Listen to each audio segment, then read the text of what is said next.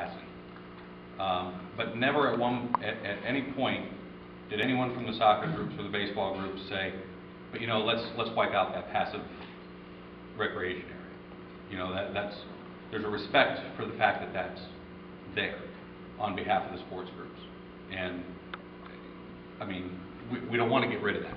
But what we would like to do with the current sporting area is to make it is to give it as much capacity as possible, make it as playable as possible, have it available to us as much as possible, and be as versatile as possible. And while we talk about, gee, there's more injuries on artificial turf, I'm not sure that's necessarily true. That might have been true years ago, but the products are different now. But I'm not an expert on that, so I won't try to comment on that. But the other issue is, we talk about having paths in the park so people can walk. And there's a concrete and asphalt, right? So people can walk on smooth surfaces. Believe it or not, playing on a smooth surface for soccer is actually somewhat important and will actually reduce injuries. Try rolling a ball. I challenge any one of you guys to go out to Lindberg Park and roll a ball and see what happens to that ball. Okay? It will not roll smoothly. And that greatly impacts both the safety of the kids playing and the quality of the game that's being played.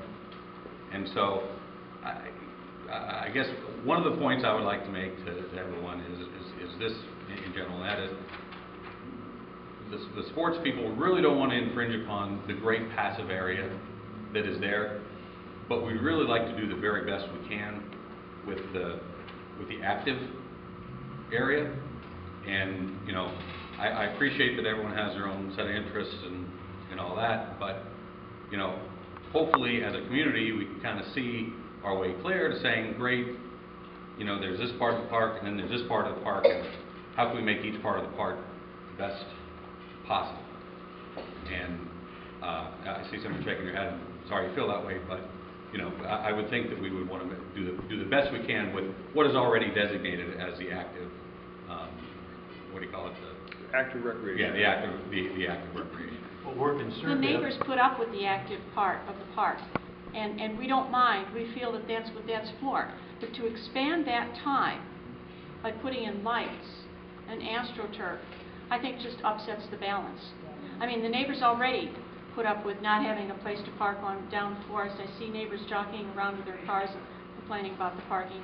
And then to expand that time into the evening so that if you have guests over and they can't find a place to park, and even in the evening, that just really kind of, I think, tips the balance.